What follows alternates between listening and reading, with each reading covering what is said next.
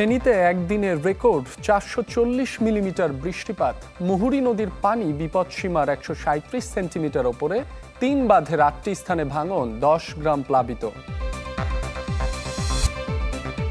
দিনক্ষণ ঘোষণা না হলেও নির্বাচন ঘিরে ভিন্ন অবস্থান।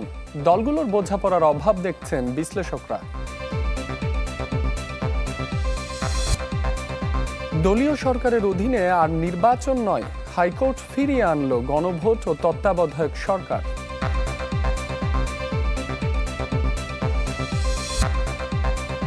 উত্তর থেকে দক্ষিণের পথে এনসিপির জুলাই পদযাত্রা, বৈষম্যহীন বাংলাদেশ গড়ার অঙ্গীকার। জুলাই আন্দোলনের বড় শক্তি নারী শিক্ষার্থী, নানা অপূর্ণতার মধ্যেও নতুন বাংলাদেশের স্বপ্ন। অবিরাম বৃষ্টি ও পাহাড়ি ঢলে ফেনীর মুহুরী, কহুয়া ও সিলোনিয়া নদীর ৮টি স্থানে বাঁধ ভেঙে গেছে। এতে প্লাবিত হয়েছে ১০ গ্রাম। এছাড়া একদিনের রেকর্ড ৪৪০ মিলিমিটার বৃষ্টিপাতে বন্যা পরিস্থিতির অবনতি হয়েছে। এতে শহরের বেশ কিছু এলাকায় সৃষ্টি হয় জলাবদ্ধতা। শিক্ষা প্রতিষ্ঠানগুলোকে আশ্রয়কেন্দ্র হিসেবে প্রস্তুত করেছে জেলা প্রশাসন।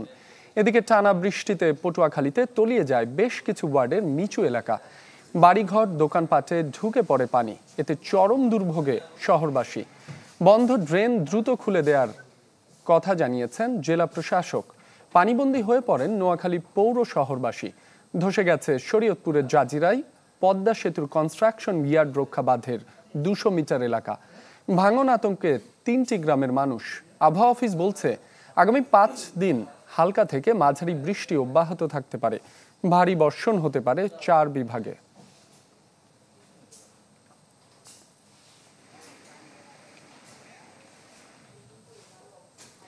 এ নিয়ে আরো খবর জানবো। ফেনী থেকে যোগ দিচ্ছেন সহকর্মী দিলদার হোসেন স্বপন। স্বপন, প্রতিবেদনে আমরা যেমনটি জানাচ্ছিলাম, বেশ কয়েকটি স্থানে বাঁধ ভাঙার খবর রয়েছে। সর্বশেষ পরিস্থিতি আমাদের জানাবেন। হ্যাঁ রাব্বি, আপনি যেমনটি বলছেন, বেশ কয়েকটি স্থানে বাঁধ ভেঙেছে। বাস্তবে তাই ফেনীর মুহুরী, কহুয়া, সিলোনিয়া নদীর ৮টি স্থানে বাঁধ ভেঙে প্রায় ১০ থেকে ১২টি গ্রাম প্লাবিত হয়েছে। নিম্নাঞ্চলগুলো প্লাবিত হচ্ছে। এই পাশাপাশি ভারতের উজানে গতকাল খুব বৃষ্টি ছিল, যার ফলে মুহুরী নদীর পানি এখনো ১৩৭ সেন্টিমিটার উপর দিয়ে প্রবাহিত হচ্ছে। তবে আমাদের ফেনী অংশে বৃষ্টিপাত একটু কমেছে গত রাত্রে থেকে, যার ফলে পানিটা শহর অঞ্চলে যে জলাবদ্ধতা ছিল, কোমর পরিমাণ পানি ছিল, পানি ওখান থেকে কিছু কিছু এলাকা থেকে পানি নেমে গিয়েছে। আবার কোনো কোনো জায়গায় পানি এখনো রয়েছে। তবে শহরের জলাবদ্ধতার বিষয়ে পৌরসভা প্রশাসক জানিয়েছেন যে তারা প্ল্যান করে এবার শহরের যে ড্রেনেজ ব্যবস্থাটা রয়েছে, ড্রেনেজ ব্যবস্থাটা তারা পরিষ্কার পরিচ্ছন্ন করবেন।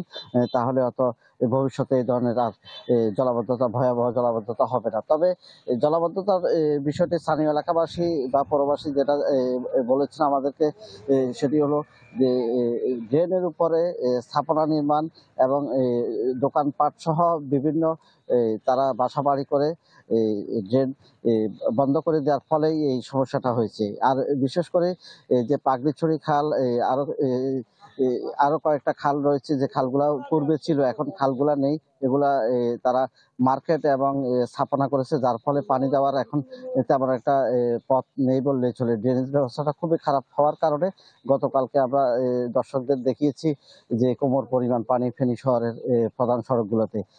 এখনো পানি অনেক জায়গা থেকে নেমে গিয়েছে, তবে খুব ধীরে গতিতে পানি নামছে।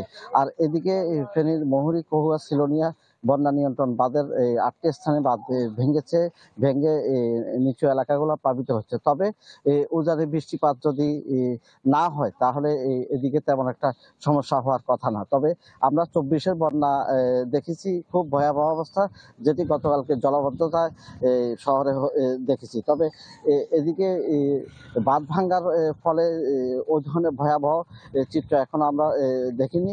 তবে যদি উজানে পানি বন্ধ থাকে তাহলে হয়তো পরিস্থিতি স্বাভাবিক হবে। তবে আমরা গতকালকে যে জলাবদ্ধতার বিষয়টি ছিল যে ফেনীতে 440 মিলিমিটার বৃষ্টিপাত হয়েছিল, যেটা এই যাবৎকালে যার ফলে এই জলাবদ্ধতার সৃষ্টি হচ্ছে। তবে ভবিষ্যতে এই ধরনের যদি জলাবদ্ধতার যদি প্রকল্প গ্রহণ করে যদি এগুলা বন্ধ করা না হয় তাহলে মানুষের দুর্ভোগের সীমা থাকবে না। এই ছিল আমার সর্বশেষ। দিলদার, আপনাকে ধন্যবাদ। ফেনী থেকে আমাদের সাথে যুক্ত হয়েছিলেন দিলদার হোসেন স্বপন। নির্বাচনের তফসিল এখনো ঘোষণা হয়নি, এরই মধ্যে প্রশাসনের নিরপেক্ষতা নিয়ে প্রশ্ন তুলেছে কিছু রাজনৈতিক দল। জামাত বলছে নির্বাচনের লেভেল প্লেইং ফিল্ড তৈরি হয়নি এখনো। রাজনৈতিক বিশ্লেষকরা বলছেন বিএনপির সাথে বোঝাপড়ার ঘাটতি থেকেই এমন দাবি করা হতে পারে। সরকারের পক্ষ থেকে বলা হচ্ছে নির্বাচনে থাকবে লেভেল প্লেইং ফিল্ড। তারেক রহমানের সাথে অধ্যাপক ইউনূসের বৈঠকের পর থেকেই বদলে যায় দেশের রাজনীতির সমীকরণ। নির্বাচন ঘিরে উৎসাহ বাড়ে বিএনপির, কমতে থাকে অন্তর্বর্তী সরকারকে ঘিরে বিষোদ্গার। তবে উল্টো সুর জামায়াত এনসিপির। নির্বাচনের পরিবেশ অবশ্যই তৈরি করতে হবে। এরই মধ্যে জামায়াতের দাবি আসছে ভোট ঘিরে মাঠে নেই লেভেল প্লেইং ফিল্ড, যদিও এমন শঙ্কাকে উড়িয়ে দিচ্ছে সরকার। সরকারের ভূমিকায় এখনো জনগণ সংশয়ের মধ্যে আছে, এজন্যই বলছি এই ফিল্ড এখন নাই। আমাদের আমির জামাত এটা বলেছেন যে এই পরিস্থিতিতে তো নির্বাচন আমরা মেনে নিতে পারি না, লেভেল প্লেইং ফিল্ড এটা করতে হবে। লেভেল প্লেইং ফিল্ড পুরোপুরি থাকবে, সবাই একটা পিসফুল এবং ফ্রি অ্যান্ড ফেয়ার ইলেকশন দেখতে পাবেন সবাই, এবং খুব উৎসব মুখর পরিবেশে ভোট হবে। এখনো ঘোষিত হয়নি নির্বাচনী তফসিল, তাহলে এত আগেই কেন এত অবিশ্বাস? এমন প্রশ্নে এই রাষ্ট্রবিজ্ঞানীর মত, রাজনৈতিক ভাবনায় বাকি আছে বোঝাপড়ার। হয়তো তাদের কোনো চাওয়া পাওয়া আছে বিএনপির সাথে। মূল সমস্যা তো বিএনপিকে কেন্দ্র করেই, বিএনপির কাছ থেকে হয়তো তারা কিছু সুবিধা চায় যেটা তারা পাইতেছে না, তাই না? যে কারণে এগুলো তারা প্রকাশ করতেছে অন্যভাবে। এটা সত্য যে তারাও নির্বাচনের প্রস্তুতি নিচ্ছে, কিন্তু সত্যতা তো এই জায়গাতে যে তারা আসলে কয়টা আসন পাবে, তাই না? হয়তো জামাতের 21% ভোট আছে, কিন্তু 21% ভোট থাকলেই কি সে 21টা সিট পাবে? নির্বাচনের দিন, তারিখ কিংবা তফসিল ঘোষণা ঘিরে এখনো কোনো সুস্পষ্ট নির্দেশনা পায়নি নির্বাচন কমিশন। আশিকুন প্রিন্স, চ্যানেল 24, ঢাকা। নির্বাচনের 2 মাস আগে ঘোষণা হবে তফসিল, এ কথা জানিয়েছেন প্রধান নির্বাচন কমিশনার AMM নাসির উদ্দিন। বলেন এখনো প্রতিষ্ঠিত হয়নি ভোটের অধিকার, রাতের ভোটের দায়ে লজ্জিত কমিশন। এজন্য আগামী নির্বাচনে পুলিশ প্রশাসনকে নিরপেক্ষভাবে কাজ করার আহ্বান জানান তিনি। ভোটের দিনক্ষণ নিয়ে রাজনৈতিক মহলে জল্পনা কল্পনার শেষ নেই। কবে হচ্ছে তফসিল, কবেই বা নির্বাচন? এমন প্রশ্নে মঙ্গলবার ইসি ভবনের এক অনুষ্ঠানে সিইসির সরল স্বীকারোক্তি। তিনিও জানেন না ভোটের দিন তারিখ। বলেন সবকিছু জানা যাবে নির্বাচনের 2 মাস আগে। ইলেকশনের তারিখ তো আমিও জানি না, আপনাদেরকে জানাবো 2 মাস আগে জানাবো। তো 2 মাস আগে একদম পুরো ডিটেলস জানিয়ে দিব, কোন দিন ভোট হবে, কোন দিন নমিনেশন হবে, এই সব ডিটেলস জানিয়ে দিব ভোটের তারিখে 2 মাস আগে। সিইসি জানান ভোটের অধিকার প্রতিষ্ঠা হয়নি এখনো, তবে সেই লক্ষ্যে চলছে কাজ। বলেন রাতের ভোটের দায়ে লজ্জিত কমিশন, সেই দায় মুক্তিতে প্রশাসনকে আগামী নির্বাচনে নিরপেক্ষ হয়ে কাজ করার আহ্বান তার। যখন মানুষ সমালোচনা করে যে রাতে ভোট করেছে এবং জালিয়াতি করেছে, এরকম যখন বলে আমি খুব মনে কষ্ট পাই যে এই অপবাদ সবাইকে নিতে হচ্ছে কেন? আমার সহকর্মীরা যারা এই ইলেকশনের সাথে জড়িত থাকবেন তাদের কাছে করজোড়ে আবেদন জানাবো যে আপনারা মানুষের শ্রদ্ধা অর্জনের চেষ্টা করুন। সে যে ভাবমূর্তি যেটা নষ্ট হয়েছে সেটার থেকে আপনারা উঠে আসুন। আমরা প্রমাণ করতে চাই যে আমরা পারি, সরকারি কর্মচারীরা পারে, আইনশৃঙ্খলা বাহিনী পারে, যদি তারা সত্যিকার অর্থে আন্তরিক হয়। এর আগে সকালে নির্বাচন কমিশনে সিএসির সাথে সাক্ষাৎ করেন বাংলাদেশে নিযুক্ত কানাডার রাষ্ট্রদূত অজিত সিং।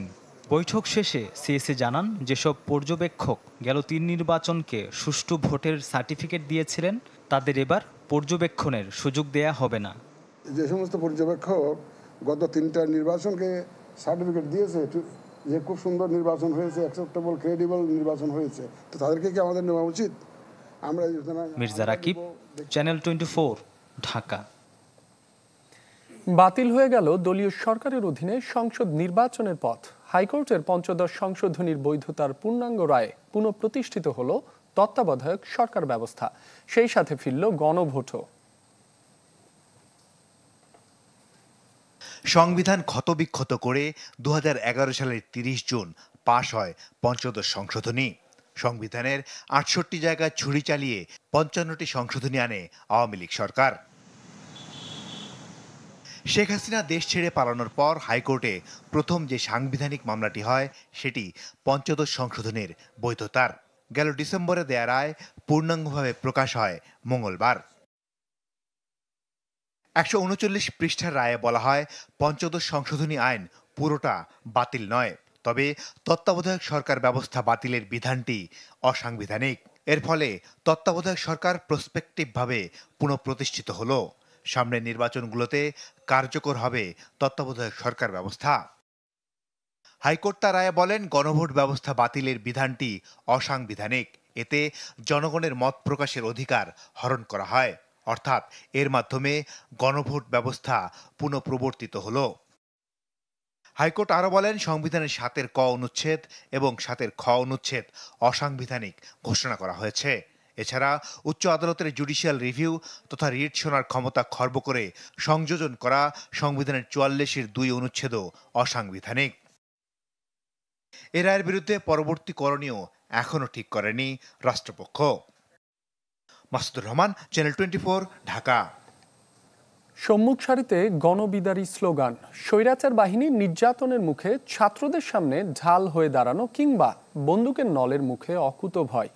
24-এর উত্তাল জুলাইয়ে চট্টগ্রামে আন্দোলনের বড় শক্তি হয়ে ওঠেন নারী শিক্ষার্থীরা। মানুষের কাছে তারা পরিচিতি পেয়েছিলেন অগ্নিকন্যা হিসেবে। নানা অপূর্ণতার মধ্যেও যারা এখনো আশায় বুক বেঁধে আছেন একটি বৈষম্যহীন দেশের। ইবেন মিরের রিপোর্ট, ছবি তুলেছেন আবু জাহেদ। চট্টগ্রাম বিশ্ববিদ্যালয় থেকে শাটল ট্রেন এসেছে 16 শহরে, সাথে ঝুম বৃষ্টি। 2025-এর জুলাইয়ের এমন দৃশ্য ছিল ঠিক 1 বছর আগেও। তবে সে সময়ে শাটল মানেই ছিল মুক্তির নেশায় উন্মুখ হয়ে একঝাঁক তরুণ তরুণীর সংগ্রামী বাহন। সে সময় এভাবে প্রতিদিনই ক্যাম্পাস থেকে শহরে এসে ছেলেদের সাথে কাঁধে কাঁধ মিলিয়ে সম্মুখ সারিতে স্বৈরাচারের বাহিনীর সাথে লড়েছেন মেয়েরাও। নানা বাধা, কঠিন সব চ্যালেঞ্জও দমাতে পারেনি তাদের। যোগ দেন বিভিন্ন কলেজ বিশ্ববিদ্যালয়ের ছাত্রীরাও। আম্মু বলতেছিল তুমি বাসায় বসে আছো, ওরা আন্দোলন করতেছে, তুমি কেন বাসায় বসে আছো? আসলে একটা সাহস ছিল যে আম্মু আমার সাথে ছিল, ওই সাহসেই আমি অনেক তুমুল আন্দোলন করছি। চট্টগ্রাম একটা কনজারভেটিভ এরিয়া, এখানে নারীদের গায়ে হাত তোলার আগে বা নারীদেরকে আঘাত করার আগে আসলে তারা একবার না 10 বার ভাবে। তো সেই চিন্তা চেতনা থেকেই আমরা নারীরা সামনে একটা রক্ষা বলয় হিসেবে দাঁড়িয়েছিলাম, কিন্তু তারা সামনে থেকে আর হামলা করার সুযোগ পায়নি, কাপুরুষের মতো পিছন থেকেই হামলা করে। একটা সময় বন্দরনগরীতে এই মেয়েরাই যেন হয়ে ওঠেন আন্দোলনের মূল চালিকা শক্তি। কখনো কখনো ছাত্রদের অনুপস্থিতিতে হাল ধরেছেন আন্দোলনের। তাদের দুর্দমনীয় সাহসের স্ফুলিঙ্গ সেদিন অবাক বিস্ময়ে দেখে চট্টলার মানুষ। 2টা পুলিশ বন্দুক নিয়ে আমার দিকে আসতেছিল, তো আমি ধরেই নিয়েছিলাম যে হ্যাঁ আমি আজকে শহীদ হয়ে যাব। আমি আমার বুকের সামনে আমার ব্যাগটা ছিল, ওই ব্যাগটা আমি জড়াই ধরে আমি কালিমায় শাহাদাত পাঠ করে ফেলছিলাম। গণহত্যা চালিয়েছে বিগত যে আওয়ামী লীগ সরকার, ছাত্রলীগ, তার সকল বাহিনীকে কাজে লাগিয়ে। আমি ব্যক্তিগতভাবে মনে করি যে পরম্পরাক্রমে এই ঘটনাগুলো মানুষকে ভীষণভাবে আলোড়িত করেছে। প্রথম আমার নাম সমন্বয়ক লিস্টে আসে এবং 1 নম্বরে ছিল লিস্টে। তো তারপরই দেখা গেছে যে আমাকে বলা হয়েছে যে বাসা থেকে চলে যেতে। আমি প্রত্যেকদিন ঘর থেকে এটা বলে বের হতাম যে আজকের পর হয়তো নাও ফিরতে পারি। বছর ঘুরে ফিরে এসেছে রক্তাক্ত জুলাই, কিন্তু যে স্বপ্ন নিয়ে জীবন বাজি রেখেছিলেন সেটাই বা কতটা ধরা দিল। এরশাদের পতন হয়েছে, আইয়ুব সরকারের পতন হয়েছে, কিন্তু শেখ হাসিনা সরকারকে পালিয়েই যেতে হয়েছে। আমরা একটা সময় ছাত্রলীগকে দেখেছি, আমরা আর কোনো ছাত্রলীগ তৈরি হোক আমরা চাই না। একটা বাবা তার সন্তানের লাশ ধরে বলতেছে আমাকে ছেড়ে কোথায় গেলি বাবা। তো ওই বাবাকে আমরা এখন উত্তরটা দিতে পারি না যে তার ছেলের লাশ যে তার কাঁধে যারা তুললো তাদের আমরা বিচার এখনো করতে পারিনি। আমরা দেখেছি 5ই আগস্টের পর মানুষ কথা বলতে পারছিল, তার যা মত সে মত রাখতে পারছিল, কিন্তু আস্তে আস্তে কিন্তু সেটাকে দেখা গেছে যে কমে যাচ্ছে, আমরা সেই জায়গাটা পাচ্ছি না। নতুন বাংলাদেশে বৈষম্য বিলোপ হোক, সব মানুষ মাথা উঁচু করে বাঁচুক, আর কখনো মাথাচাড়া দিতে না পারুক নতুন স্বৈরতন্ত্র। এটুকুই শুধু চাওয়া এ জুলাই কন্যাদের। ইবেন মির, চ্যানেল 24, চট্টগ্রাম। জুলাইয়ের অভূতপূর্ব অর্জনকে স্মরণীয় করে রাখতে ব্যতিক্রমী উদ্যোগ নিয়েছেন দেশের বাইরে থাকা কয়েকজন তরুণ। গড়ে তুলেছেন স্বাধীন বাংলা ফ্রি স্কুল নামে একটি প্ল্যাটফর্ম, যেখানে মিলছে সিলেবাসের বাইরের বিভিন্ন বিষয়ে জানার সুযোগ। উদ্যোক্তারা বলছেন, শিক্ষার পাশাপাশি সুনাগরিক হয়ে গড়ে উঠতে এমন প্রয়াস হতে পারে শক্তিশালী হাতিয়ার। সাদ বিন শফিকের রিপোর্ট।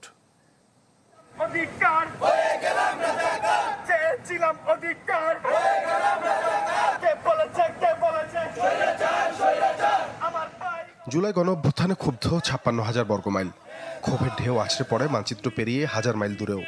বিভিন্ন দেশে থাকা শিক্ষার্থী কর্মজীবীরা নিরীহ ছাত্র জনতার উপর হামলার নিন্দা জানান, করেন প্রতিবাদ। ফ্যাসিবাদ বিরোধী দ্রোহের আগুন পায় বৈশ্বিক রূপ। সেই প্রবাসে বিক্ষোভে অংশ নেওয়া তরুণদেরই কয়েকজন স্বাধীন বাংলা ফ্রি স্কুল নামে দেশে শিক্ষা বিস্তারের একটি উদ্যোগ নিয়েছে। বিয়ন্ড স্কুল নামের একটি অনলাইন প্ল্যাটফর্মের আওতায় চলবে প্রকল্পটি। আমার মনে হলো যে আমাদের সবার দেশের জন্য কিছু না কিছু করা উচিত, যেটা আমরা ওই সময় করতে পারিনি। স্বাধীন বাংলা ফ্রি স্কুল প্ল্যাটফর্মটা is just for giving education for free. আমরা এখানে we are not providing traditional school curriculums, we are providing material, core material that anyone needs as a person. রাজধানীর গ্লোবাল স্কুল অ্যান্ড কলেজের মতো বিভিন্ন শিক্ষা প্রতিষ্ঠানে শিক্ষক শিক্ষার্থীদের এই উদ্যোগের সাথে পরিচিত করাচ্ছেন উদ্যোক্তারা, করছেন অভিজ্ঞতা বিনিময়। আমি ভেবেছিলাম তার আগে যে আমার লেখাপড়ার বিষয়ে কিছু জিজ্ঞেস করবে, তো আমাকে জিজ্ঞেস করলো ফিউচারের ব্যাপারে। আমি ফিউচারের ব্যাপারে বললাম আমি ইচ্ছে পাইলট হবো। সাধারণত মানুষের বিভিন্ন ইচ্ছে থাকে, ওইসব ইচ্ছা মানুষ সাধারণত শেয়ার করতে পারে না মানুষের কাছে। ভালো লেগেছে, খুবই ইন্টারেস্টিং। আমি যেমনটা আশা করেছিলাম তেমনটি হয়েছে। সুযোগ মিলছে বিজ্ঞান, প্রযুক্তি, গণিত ও ভাষাগত দক্ষতা উন্নয়নের। বিয়ন্ড স্কুলের ফেসবুক পেজে যোগাযোগ করলে যুক্ত হওয়া যাবে এই ভার্চুয়াল প্ল্যাটফর্মে। একটা মানুষের চরিত্রর সবচেয়ে ইম্পর্টেন্ট পার্টগুলো, তার আচার আচরণ কেমন, সে একটা লিডার হওয়া, তার কমিউনিকেশন বেটার করা, তার সেলফ ডিপেন্ডেন্সি বেটার করা, তার একটা টিমে একটা গ্রুপে ওয়ার্ক করা, তার মানুষের সাথে রিলেশনশিপ বেটার করা, এটার উপরেও হচ্ছে আমাদের লাস্ট ফোকাসও থাকবে। নিয়মিত গণ্ডির বাইরে শেখার এমন সুযোগে উচ্ছ্বাসিত শিক্ষার্থীরা। আমি যে প্রশ্নগুলো পেয়েছি তারা ধীরে সুস্থে আমাকে সেই প্রশ্নগুলো উত্তর দিয়েছে এবং সুন্দরভাবে। যেহেতু ভাইয়ারা হচ্ছে এগুলো ফ্রিতে প্রোভাইড করছে, তাহলে যারা হচ্ছে পড়াশোনা করার সুযোগ পাচ্ছে না, যারা পেমেন্ট করার সুযোগ পাচ্ছে না, তারা অনেক ভালো একটা ফ্যাসিলিটি পেয়েছে। সুবিধাবঞ্চিত শিশুরা এই প্ল্যাটফর্ম ব্যবহার করে উপকৃত হলে সফল হবে এই প্রয়াস, বলছেন উদ্যমী তরুণরা। Saad bin Shafiq, channel 24, Dhaka. Diploma full cream milk powder যুগ ধরে ডেজার্টকে বানায় এতটা ডিলিশিয়াস, যার চোখ ধাঁধানোর স্বাদের কাছে হারবে সবাই। নিউজিল্যান্ডেরই। দেশের উত্তর থেকে দক্ষিণের পথে এনসিপির জুলাই পদযাত্রা। কুষ্টিয়ায় বুয়েট শিক্ষার্থী আবরার ফাহাদের কবরে শ্রদ্ধা জানানোর মাধ্যমে শুরু হয় কর্মসূচি। এ সময় নেতারা বলেন, আবরার ফাহাদ থেকে আবু সাইদ মুগ্ধরা যে বাংলাদেশ দেখতে চেয়েছিল, সেই দেশ গড়তে চায় এনসিপি। উত্তরাঞ্চল শেষে দক্ষিণ পশ্চিমের জনপদে এনসিপির জুলাই পদযাত্রা। কুষ্টিয়া থেকে শুরু হয় 8ম দিনের কর্মসূচি। কুমারখালী উপজেলার রায়ডাঙ্গা গ্রামে যান নেতাকর্মীরা। সেখানে বুয়েট শিক্ষার্থী আবরারের সমাধিতে শ্রদ্ধা জানান। এরপর কথা বলেন আবরার ফাহাদের বাবা মার সাথে। 2025 সালের মধ্যে যাতে আমাদের বিচারের রায়টা আমরা সঠিকভাবে পাই, সেটা আমরা আশাবাদ করছি। বৃষ্টি বাধায় কিছুটা দেরিতে হয় পদযাত্রা, যা প্রদক্ষিণ করে শহরের বেশ কয়েকটি সড়ক। এরপর পথসভায় নাহিদ ইসলাম বলেন, আবরার ফাহাদ থেকে আবু সাইদ মুগ্ধরা যে বাংলাদেশ দেখতে চেয়েছিল, সেই দেশ গড়তে কাজ করছে এনসিপি। শহীদ আবরার ফাহাদ, শহীদ ইয়ামিন তাদের আশা আকাঙ্ক্ষাকে ধারণ করে কুষ্টিয়ার মানুষকে সাথে নিয়ে আমরা কুষ্টিয়াবাসীর জন্য, সারা দেশের মানুষের জন্য একটি বৈষম্যহীন গণতান্ত্রিক বাংলাদেশ উপহার দিব। এরপর পদযাত্রা যায় মেহেরপুরে। গাংনী বাজার এলাকায় জাতীয় নাগরিক পার্টির নেতারা জানান, সংস্কার ও বিচারের পরই নির্বাচন চায় তাদের দল। বলেন, ভোটের আগের রাতে টাকা দিয়ে কাউকে কেনা যাবে না। যেই নেতা টাকা নিয়ে আসবে নির্বাচনের আগের রাতে, মনে রাখবেন সে আপনাকে একদিন টাকা দিবে আর 5 বছর আপনার গোলামি করাবে। কোনো অন্যায়ের কাছে মাথা নত করা হবে না বলেও জানান হাসনাত আব্দুল্লাহ। এনসিপি বাংলাদেশ পন্থী দল, আমরা জনগণে বিশ্বাস করি। নাদিম হোসেন, চ্যানেল 24। মতপার্থক্য থাকলেও সবার বাক স্বাধীনতায় বিশ্বাস করে বিএনপি। বাংলা একাডেমিতে এক অনুষ্ঠানে কথা জানান বিএনপি মহাসচিব মির্জা ফখরুল ইসলাম আলমগীর। প্রত্যাশা করেন আগামীর বাংলাদেশ গঠনে গুরুত্বপূর্ণ ভূমিকা রাখবে তরুণরাই। আমাদের ছেলেরা এখন আমাদের চেয়ে অনেক অনেক দূরে এগিয়ে গেছে এবং আমি অত্যন্ত আশাবাদী হয়েছি যে অনেকে যে বলেন যে কিছু হবে না, এটা সঠিক নয়।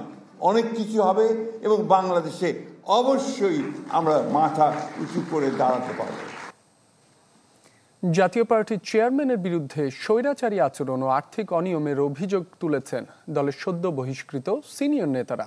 গুলশানের সংবাদ সম্মেলনে মুজিবুল হক চুন্নু জানান দল তারা ছাড়বেন না, তবে সব অভিযোগ অস্বীকার করেন নবনিযুক্ত মহাসচিব। জানান গঠনতন্ত্র মেনেই সব সিদ্ধান্ত নিয়েছেন জিএম কাদের। বেশ অনেকটা সময় নীরব থেকে আবারও রাজনীতির রঙ্গশালায় নতুন নাটক নিয়ে জাতীয় পার্টি। দলের প্রাথমিক সদস্য সহ অন্যান্য পদ থেকে বহিষ্কারের একদিন পর গুলশানে জরুরি সংবাদ সম্মেলনের ডাক দেন অব্যাহতি পাওয়া দলের সিনিয়র নেতারা। এ সময় মুজিবুল হক চুন্নু বলেন, আর্থিক স্বচ্ছতা এবং গঠনতন্ত্র সংশোধনের দাবি জানানোয় এমন স্বৈরাচারী সিদ্ধান্ত নিয়েছেন দলের চেয়ারম্যান জিএম কাদের। দলের হিসাব চাওয়ার কারণে, দল একটা যৌথ নেতৃত্ব গড়ে তুলবার জন্য দাবি করার কারণে আপনি কাউন্সিলকে সামনে রেখে দলের 10 জন সিনিয়র নেতা বিনা কারণে প্রাথমিক সদস্য পদ থেকে তাদের পদ থেকে অবসর দিলেন। এটা কি ঠিক হলো? এটা তো মানে অবৈধ, শুধু এটা একটা স্বৈরাচারের বড় একটা উদাহরণ। সংবাদ সম্মেলনে দলের সিনিয়র নেতাদের অভিযোগ, কাউন্সিল ঘোষণার পর এভাবে অব্যাহতি বেআইনি। আগামী সম্মেলনেও যোগ দিবেন তারা।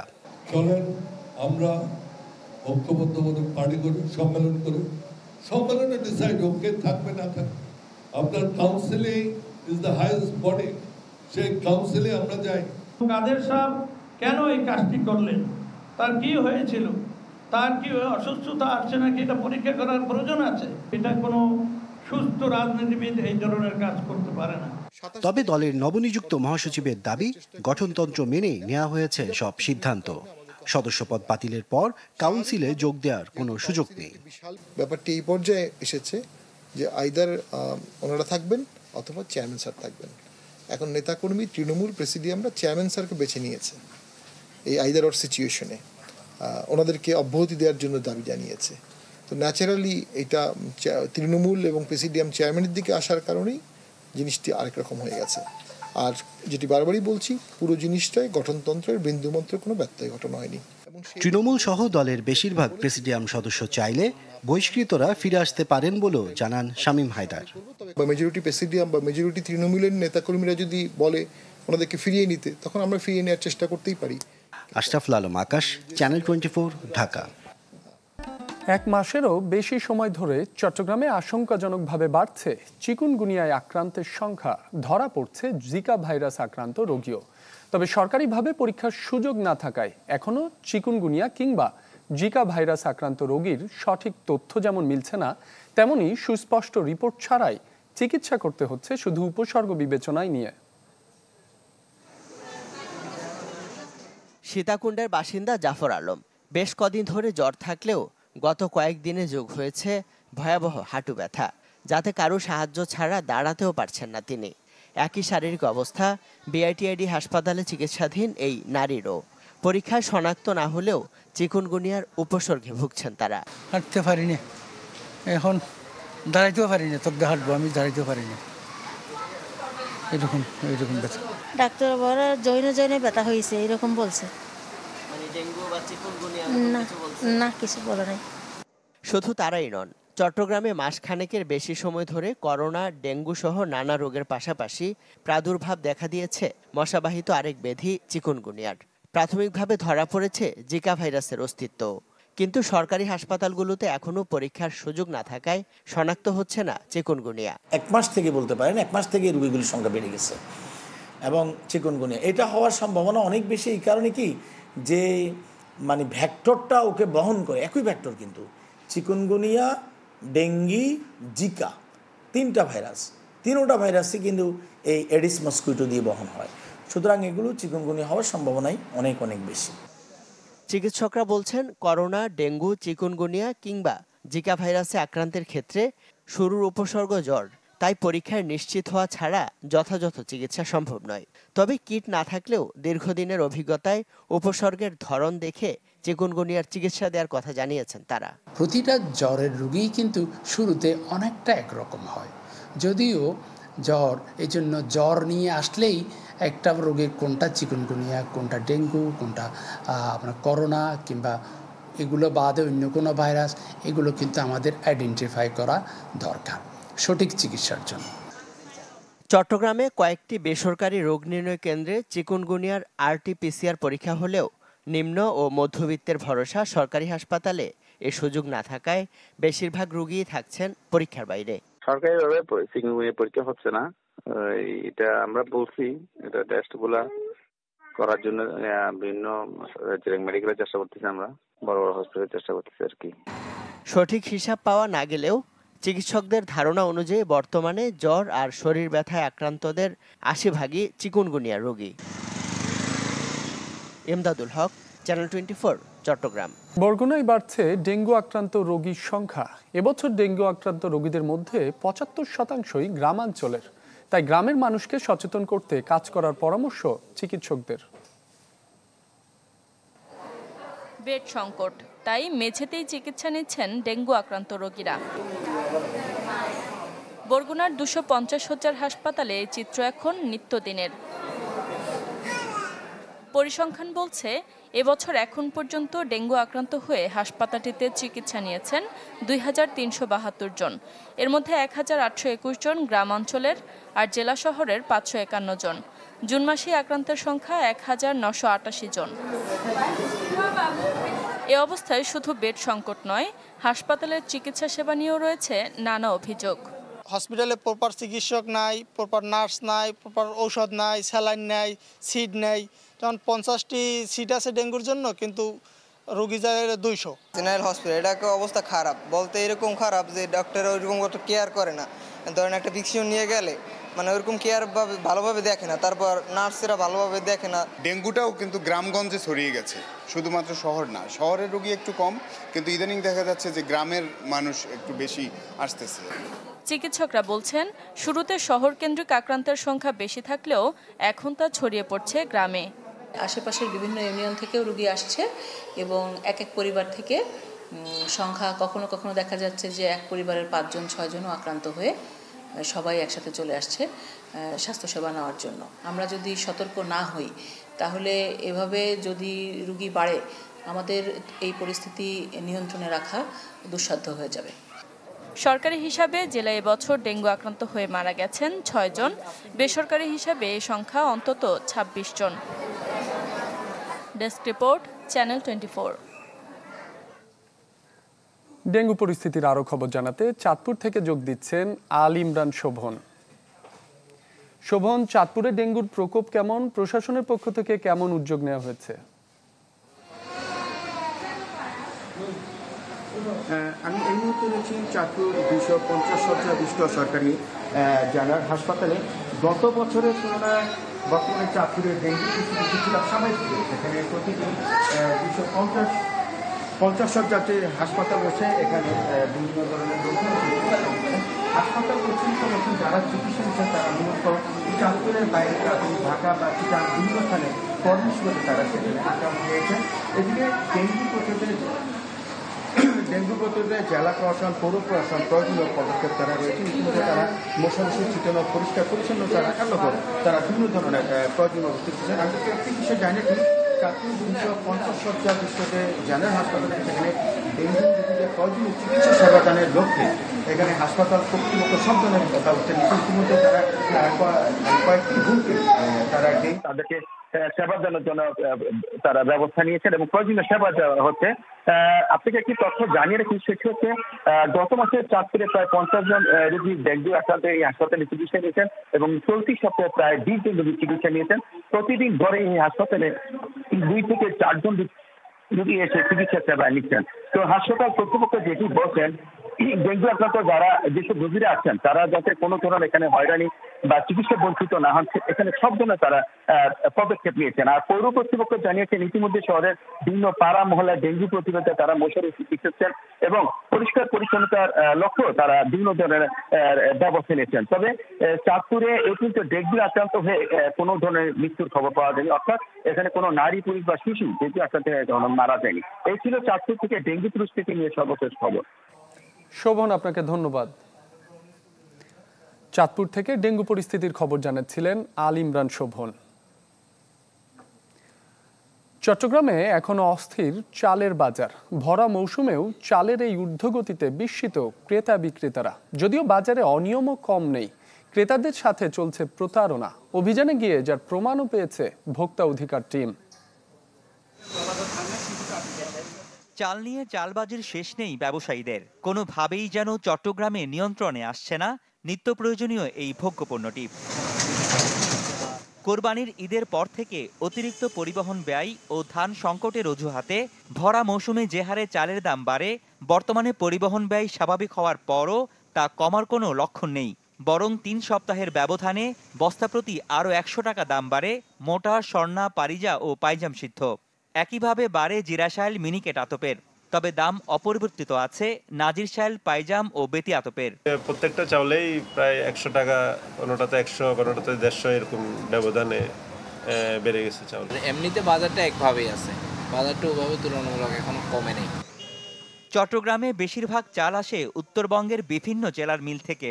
সম্প্রতি সেখানে আইন শৃঙ্খলা বাহিনীর নজরদারির কারণে বাজারে কিছুটা ইতিবাচক প্রভাব পড়ার দাবি ব্যবসায়ীদের। চাল নিয়ে আসি, নববেগন যেখান থেকে নিয়ে আসি, এখন অভিযান যখন শুরু হয় তখন একটা প্রভাব এখানে পড়ে, স্বাভাবিক। এবারও পড়ছে। ওখানে বিভিন্নভাবে যে নজরদারি গেছে, সরকারি বিভিন্ন কর্মকর্তারা গেছে, তো এটাতে অনুমান করতে পারতেছি কিছুটা তাদের একটু নমনীয় ভাব, তাদের যে মাল বিক্রি করা যে এটা দেখা যাচ্ছে। কেবল উত্তরবঙ্গের মিল মালিকরা নন, ভোক্তাদের পকেট কাটতে কোনো অংশে কম যান না পাহাড়তলীর ব্যবসায়ীরাও। নাম পাল্টে বেশি দামে চিনিগুড়া চাল বিক্রির প্রতারণা ধরা পড়ে ভোক্তা অধিকারের অভিযানে। মূল্য তালিকা প্রদর্শন না করার অভিযোগ তো আছেই। দেশীয় ব্র্যান্ডের যেটা চলে বেশি, এরকম ব্র্যান্ডের বস্তার ভিতরে ভরে তারা বিক্রি করছে। তো এটা এক ধরনের প্রতারণা এবং বস্তার ওজনেও কিন্তু কম দিচ্ছে। বাজারে মনে করেন কেউ নবাব চাচ্ছে, এই জন্য এদেরকে দিচ্ছে। এটা কিন্তু চাল তো দামে কি চাল অল্প বেশ কম। আমরা সমিতির থেকে এই ধরনের কার্যক্রম যারা করেন তাদের বিরুদ্ধে আমরা যথোপযুক্ত ব্যবস্থা নেব। চট্টগ্রামে দৈনিক চালের চাহিদা 1 থেকে 1,500 টন। চাহিদা সবটুকু মেটানো হয় নওগাঁ, দিনাজপুর, আশুগঞ্জ সহ বিভিন্ন জায়গা থেকে চাল সংগ্রহ করে। রনি দত্ত, চ্যানেল 24, চট্টগ্রাম। সবজি বাজার পরিস্থিতি জানাতে গাইবান্ধা থেকে যোগ দিচ্ছেন আসাদুজ্জামান মামুন। মামুন, গাইবান্ধায় আজ সবজির সরবরাহ কেমন দেখছেন? আপনি যে বাজারে রয়েছেন, ক্রেতা বিক্রেতারা কি বলছেন? হ্যাঁ, আমি এই মুহূর্তে আছি গাইবান্ধা শহরের পুরাতন বাজার, যেটা সবজি বাজারে পাইকারি বাজার। এটা এখানে কিন্তু সবজি যেভাবে গত সপ্তাহে যেরকম সবজির আমদানি ছিল, এখন কিন্তু সেইটা আমদানিটা কমে গেছে বলে আমি যারা বিক্রেতা রয়েছেন তাদের কাছ থেকে জানতে পেরেছি। তো গত সপ্তাহে যে গাইবান্ধা যে বাজারগুলোতে যে সবজির যে চাহিদা ছিল, সেই চাহিদার তুলনায় কিন্তু বাজারে কিন্তু সবজি সেরকমটা নেই। এই সময় যে বাজারে আপনার হচ্ছে সবজি কাঁচামরিচ থেকে শুরু করে কিছু কিছু সবজির দাম কিন্তু গত সপ্তাহের চেয়ে বেড়েছে। যেমন কাঁচা মরিচের দাম গত সপ্তাহে ছিল 16 টাকা কেজি, এখন কিন্তু সেটা 120 টাকা দরে কেজি বিক্রি করা হচ্ছে। এছাড়া আলু, কোলেস্ট্রল থেকে আলু নামছে, এটা এখন প্রায় 25 টাকা দরে কেজি বিক্রি করা হয়েছে। এছাড়া আপনার বেগুনটা 44 থেকে 45 টাকা দরে কেজি বিক্রি করা হচ্ছে। আইখঞ্জন যেটা রয়েছে, সেই আইখঞ্জনটা 180 টাকা কেজি বিক্রি করা হচ্ছে। মিষ্টি কুমড়া 25 টাকা কেজি দরে বিক্রি করা হচ্ছে। তো কাঁচা কলা আপনার হচ্ছে প্রতিটা এক হালির দাম 30 টাকা করে বিক্রি করা হচ্ছে। তো আপনি যদি জানাতে চাই যে এই কাঁচা মরিচ যেটা রয়েছে সেটার দাম হঠাৎ করে কিছুদিন আগে যেটা মানুষের নিত্য প্রয়োজনীয় 16 টাকা করে কেজি পাওয়া যেত, সেটা কিন্তু এখন আপনার হচ্ছে 120 টাকা দরে বিক্রি হচ্ছে। এছাড়া কিন্তু গাইবান্ধা শহরের বাদে যে অন্যান্য বাজারগুলো রয়েছে, হাট বাজার রয়েছে গ্রাম অঞ্চলে বা উপজেলার, সেখানে কিন্তু সবজির বাজারের দাম আলুটা আরো বেশি।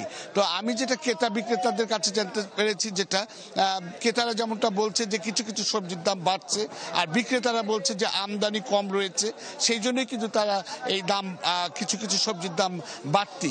যে সমস্ত কাঁচামরিচের দাম কেন বাড়ছে সেটা সম্পর্কে জানতে পেরেছি যে বৃষ্টির কারণে কাঁচামরিচের কিছু গাছ মরে যাওয়ার কারণে কিন্তু বাজারে কিন্তু কাঁচামরিচ আসছে খুব কম, আমদানিটা কম রয়েছে, এই জন্যই কাঁচামরিচের দামটা বেশি রয়েছে। এছাড়া গত সপ্তাহে যে আলু পটল থেকে শুরু করে করলা, যে সমস্ত নতুন নতুন সবজি রয়েছে, লাউ, এগুলো কিন্তু প্রায় 40 টাকা থেকে 60 টাকা দরের কেজিতে কিন্তু বিক্রি করা হয়েছিল। তা কিন্তু এখন একটু কিছুটা কমেছে, যেমন করলা পটল 32 টাকা করে কেজি বিক্রি করা হচ্ছে, করলা 40 টাকা, ঝিঙ্গা আপনার হচ্ছে 30 টাকা থেকে 40 টাকা করে বিক্রি করা হচ্ছে। শুধু বেগুনের দামটা 40 থেকে 45 টাকার মধ্যে বিক্রি করা হচ্ছে। তো আমি আরও জানতে পেরেছি যে এই পাইকারি বাজার থেকে যারা অন্যান্য উপজেলায় বা বিভিন্ন জায়গায় নিয়ে যায়, সেখানে কিন্তু আপনার হচ্ছে পাইকারি বাজারের চাইতে ওখানে খুচরা বাজারের দাম কিন্তু বিক্রি রয়েছে। এই ছিল গাইবান্ধার সর্বশেষ সবজি বাজারের খবর। মামুন, আপনাকে ধন্যবাদ। গাইবান্ধা থেকে সবজি বাজারের খবর জানাচ্ছিলেন আসাদুজ্জামান মামুন। চুয়াডাঙ্গার সুলতানপুর সীমান্তে গুলি করে হত্যার 1 সপ্তাহ পর বাংলাদেশি ইব্রাহিম বাবুর মরদেহ ফেরত দিয়েছে বিএসএফ।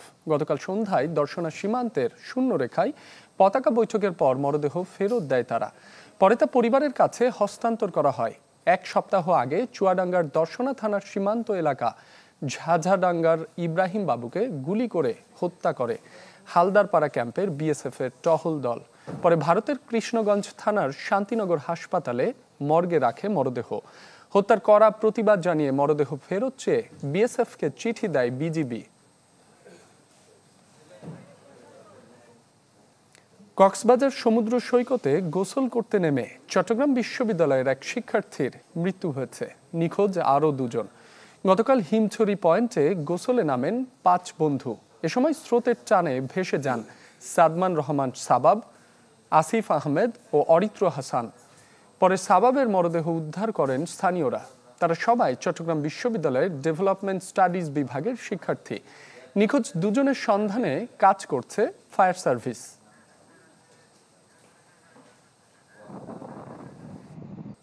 তিন মাস ঢাকার তরফ থেকে চেষ্টা কম হয়নি। শুল্ক কাঠামো পুনর্বিবেচনার অনুরোধ করে ট্রাম্পকে চিঠিও লেখেন নোবেলজয়ী ডক্টর ইউনুস। মার্কিন বিভিন্ন পণ্যে শুল্ক কমানোর সিদ্ধান্তও নেয় সরকার, তবে বিফল হলো সবকিছুই। বাংলাদেশ থেকে আমদানি করা পণ্যের ওপর 35% শুল্ক নির্ধারণ করলেন মার্কিন প্রেসিডেন্ট ডোনাল্ড ট্রাম্প। আগামী 1 আগস্ট থেকে বাংলাদেশ সহ 14 দেশের ওপর আরোপ করা হবে বাড়তি শুল্ক। সোমবার নিজের সামাজিক যোগাযোগ মাধ্যম ট্রুথ সোশ্যালে এ ঘোষণা দেন মার্কিন প্রেসিডেন্ট। ট্রাম্প মসনদে বসার আগে বাংলাদেশকে গুনতে হতো 15% শুল্ক। নতুন এ ঘোষণার পর 1 আগস্ট থেকে সেটি দাঁড়াবে 35%।